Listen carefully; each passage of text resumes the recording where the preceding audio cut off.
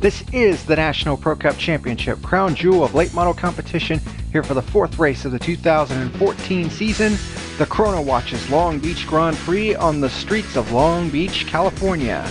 A 1.96 mile temporary street circuit that has been home to the V8 Champ Car Grand Prix of Long Beach for the past 40 or so years. Tomorrow afternoon will be the 40th running of the Grand Prix of Long Beach.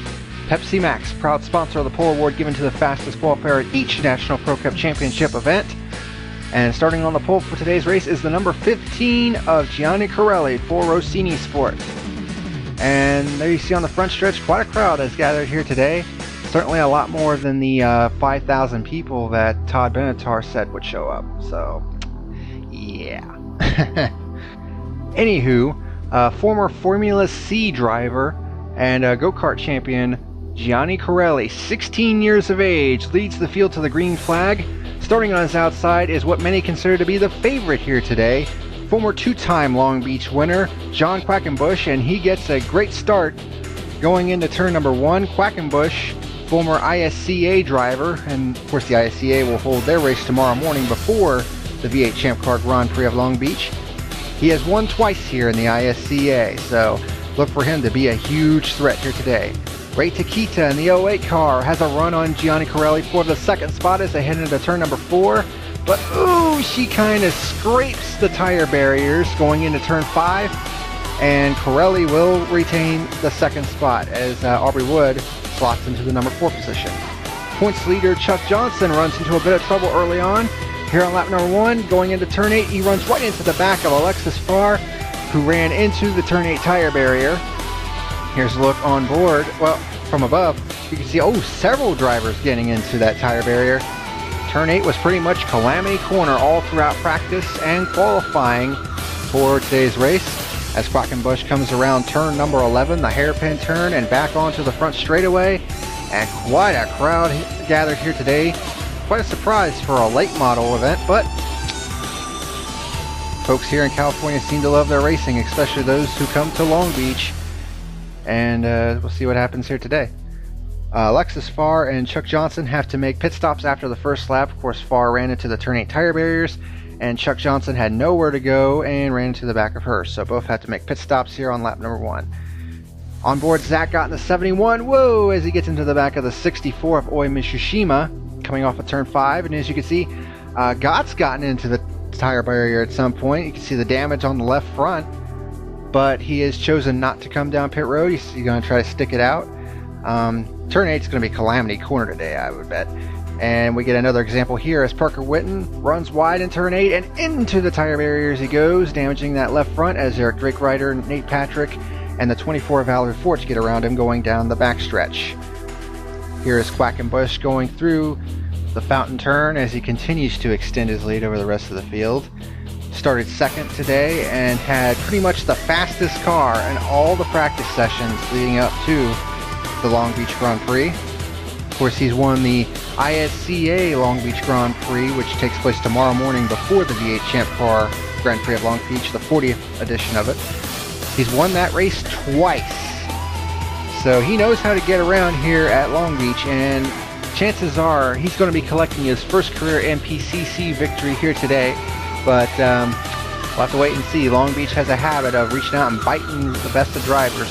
And here's one of them, Chuck Johnson, who many consider to actually contend for the win here today, despite starting in the back, but ran into a bit of trouble. Not of his own doing, but ran into trouble nonetheless. The 16 of Star Banner running a bit wide in turn 5, getting into the tire barriers just a little wee bit, allowing Zach Gott to get by. That was a battle for the 8th position. And we're on board with Eric Drake Ryder now. Despite all of his accomplishments in the ISCA, he has yet to win here at Long Beach as he gets into the tire barriers in turn 8. 3 ISCA championships, but winning here at Long Beach has not been one of those accomplishments. And looks like he's having a tough time of it here today. Gianni Corelli in the number 15 car for Rossini Sport, or FIAM Engineering, whichever you prefer.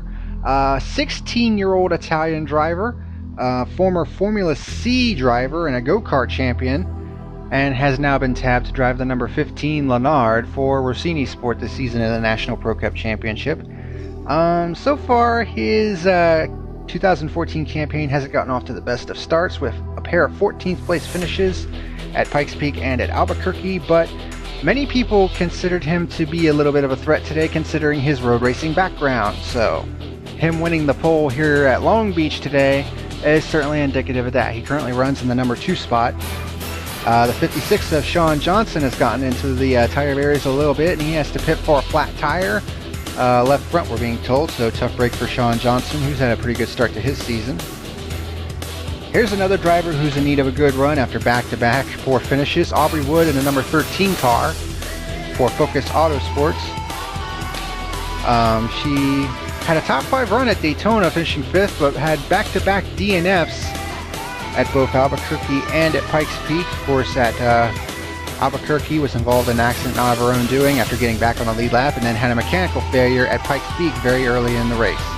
And she's certainly making up for that with a top 5 run so far. And right in front of her is Ray Takita in the 08 for Olympic Racing, currently having her best outing of the season. She's certainly struggled this season as well, and is having a pretty good run so far here today. The 60 of Nick Van Gelder in trouble. He's also gotten into the turn 8 tire barriers, as did the 64 of Oi Mishusima.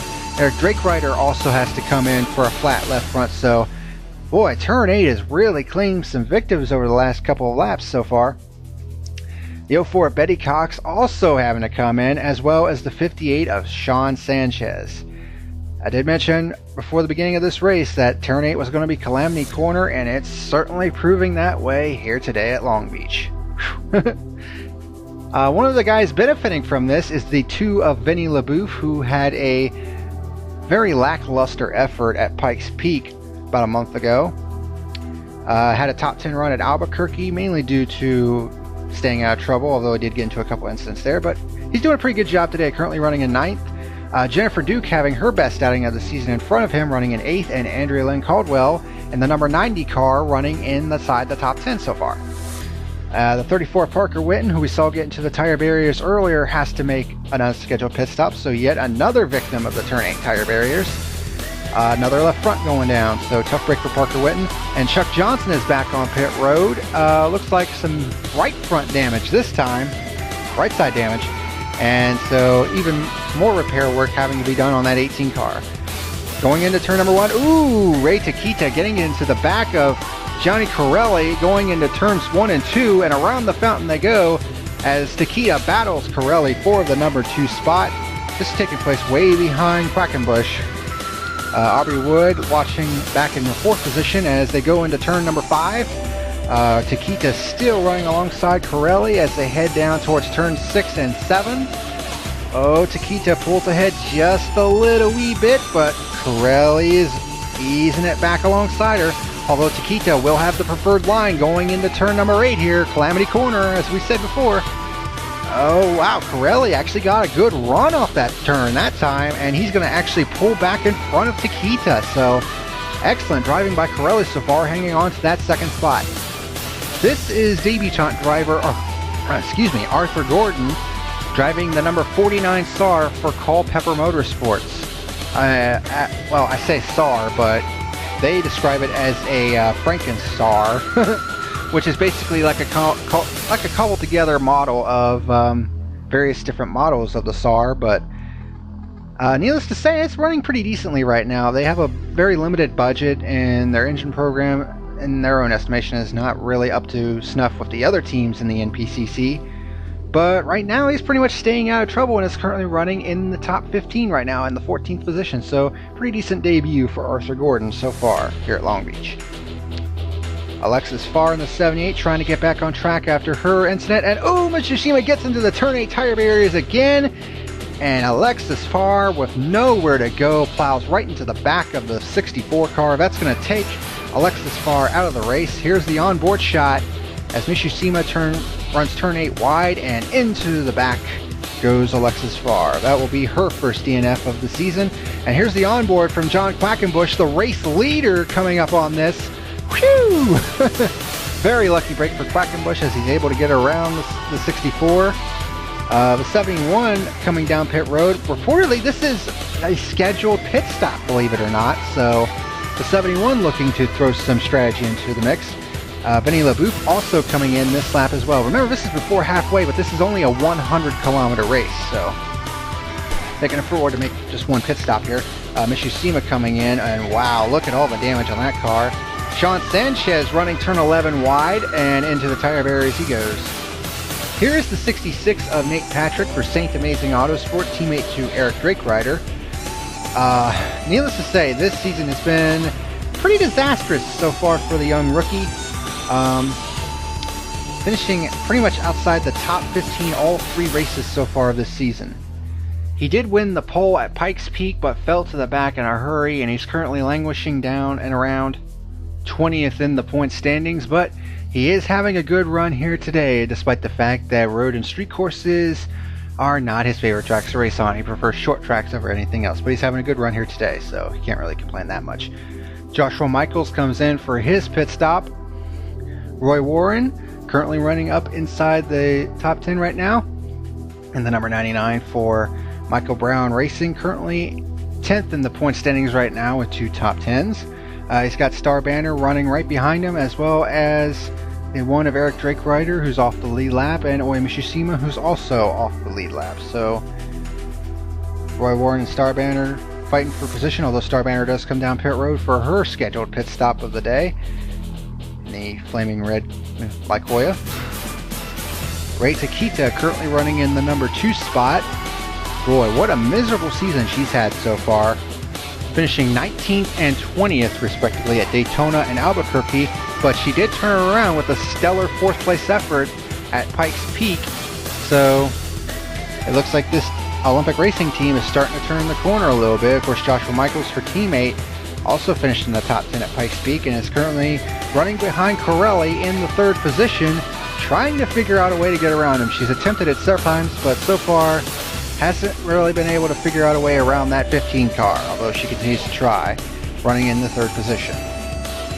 At the halfway point of this race, John Quackenbush continues to lead the way, and look at that lead that he's got right now as he hits the halfway point, over 40 seconds over the 15 of Corelli. But as I said before, Long Beach can come up and fight the best of drivers. Quackenbush runs turn 8 wide and into the tire barriers he goes, even sliding a little bit. He does get it going, but there's quite a bit of damage to that left front. The dominating leader of the race in trouble in turn 8. This certainly turns things on its head as Quackenbush heads for the pit lane. He's reporting he's got a tire going down, the left front's going down, so he's got to make a pit stop. He gets 4 fresh tires and a tank of gas, and he has to get that left front repaired. And as he's coming off pit road, you saw in the background, here comes Corelli, and he will take over the lead here at Long Beach. Ray Takita and Aubrey Wood slide into 2nd and 3rd as Quackenbush leaves the pit lane in the 4th position. But he does have fresh tires, so we'll see what happens from here on out. On board the number 99 of Roy Warren. He running turn 6 a little bit wide. Straighten it. Into the tire barriers he goes. At the exit at turn number 6. Right front damage for the 99 car, necessitating a pit stop to get the tire changed and get the right front repaired. So tough break for Roy Warren, who's running up inside the top 10 at the time of that.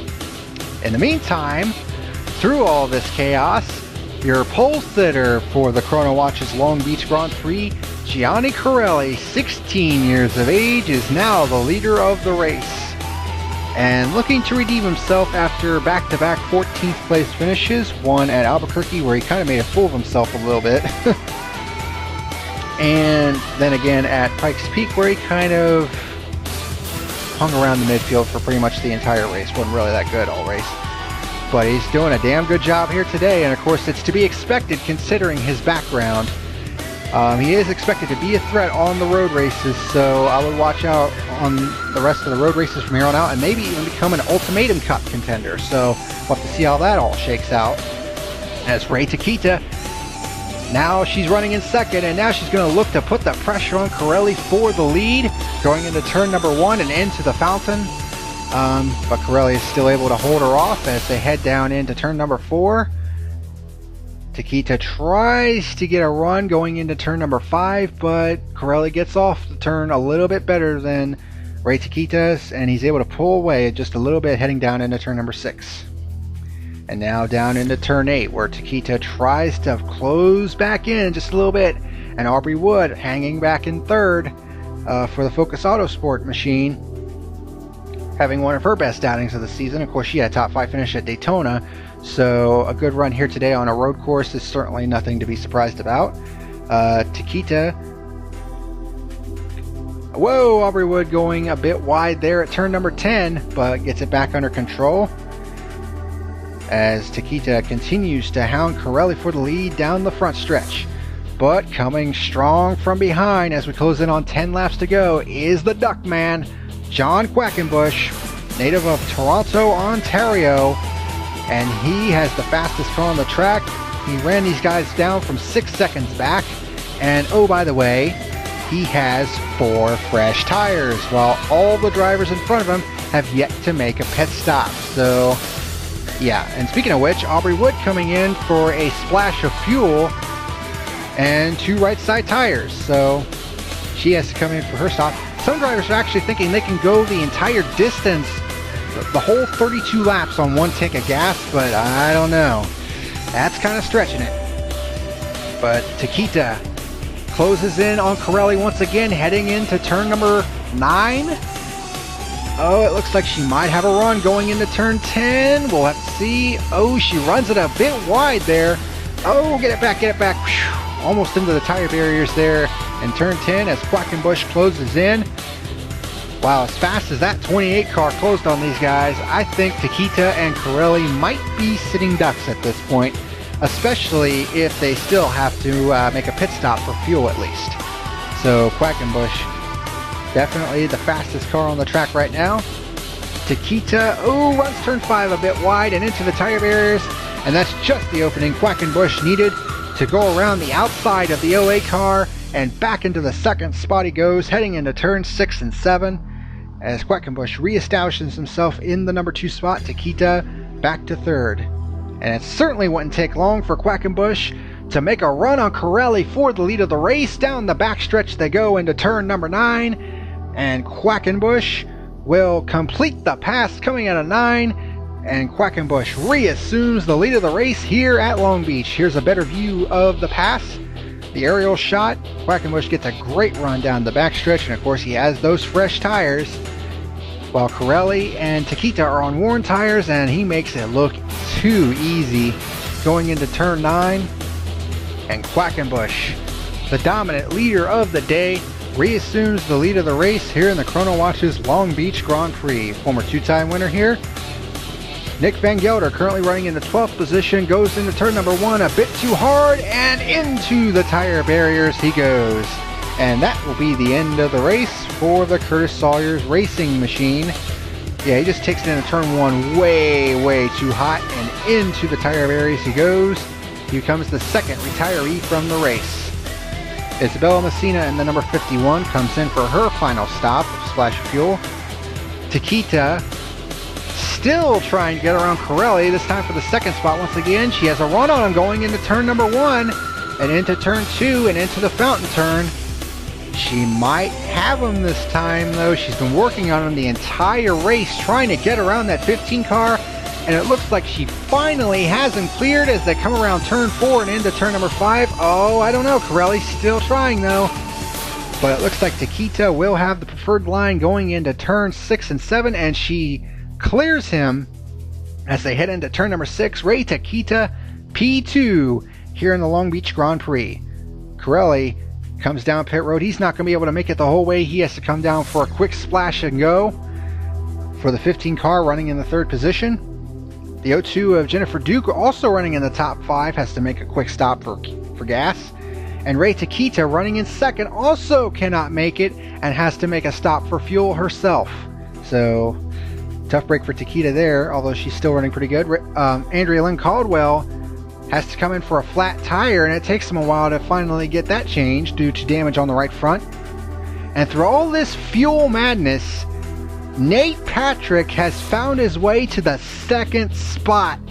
despite not having stopped yet and despite the fact that he hates racing on road courses. So this would be unbelievable if he manages to steal a runner-up finish here at Long Beach, and the team has said they are going to try to go the whole distance on one tank of gas, and they think they just might make it. And right behind them is Star Banner, the Power Steering Incorporated machine, currently running in the 3rd position. She's also had a pretty lackluster season, but both drivers turning it around here today with stellar runs. But it's clear sailing for the Duckman, the Quackster. Call him what you want. His name is John Quackenbush, and he is the newest winner in the National Pro Cup Championship as he wins the Chrono Watches Long Beach Grand Prix, his 3rd career win on the streets of Long Beach. And Nate Patrick was able to hold out on fuel and score his career best finish, 2nd place on his least favorite type of track. Star Banner, terrific run for her, and she needed it badly, finishing in the top 3. Zach God, we didn't really see too much of him today, but finishes 4th. Johnny Corelli, great run today, finishing 5th. Aubrey Woods 6th. Ray Takita 7th. Jennifer Duke 8th. Roy Warren comes back for a top 10, finishing in 9th. And Andrea Lynn Caldwell, her first career top 10 finish, in 10th place. So great runs by all those drivers in the top 10. As we look at the 2nd top 10, Joshua Michaels, decent run here today, finishing 11th. Chuck Johnson, despite all of the stuff that he went through today, having to make 2 pit stops, comes home in 12th place. What an effort by that team. Sean Johnson in 13th. Arthur Gordon, pretty good debut for him, finishing 14th. Vinny LaBouffe 15th. Betty Cox 16th. Eric Drakerider. The Long Beach jinx continues for him. Oi Mishishima 18th. Isabel Messina 19th. And Valerie Forge running 20th. So far, not so good for Valerie Forge. And the final 4, Sean Sanchez in 24th, Parker Winton, terrible day for him, 22nd. Of course, Nick Van Gelder went out of the race on lap 21, and Alexis Farr, the first retiree from the Chrono Watches Long Beach Grand Prix. The Ultimatum Cup standings after 2 of 9 races, not really a surprise to see John Quackenbush on top, considering his road racing prowess. Chuck Johnson drops to 2nd, 24 points back. Zach got 3rd. He's not known for his road racing prowess, is still doing pretty good. Aubrey Wood in 4th. Nate Patrick 5th, of course, thanks to his 2nd place finish today. Sean Johnson, Betty Cox, Andrea Lynn Caldwell, Jennifer Duke, and Star Banner round out the top 10 in the Ultimatum Cup standings. As for the overall championship picture, Zach Gott, with his 4th place finish today, reassumes the championship lead, but his teammate John Quackenbush with his victory moves from 5th to 2nd in the points, just 2 points back. Chuck Johnson drops to 3rd, but is only 6 back. Drake Ryder drops to 4th, 17 back. Parker Winton is 5th. Roy Warren, his teammate, in 6th. Sean Johnson 7th. Nick Van Gelder drops to 8th. And the Messina Motorsports teammates Isabel Messina and Oi Mishishima run 9th and 10th. The next race for the National Pro Cup Championship will be at the newly renovated Seattle Motor Speedway for the Pacific Northwestern 125. Thank you for joining us today. I'm color commentator John Lyondike, and I'll see you next time.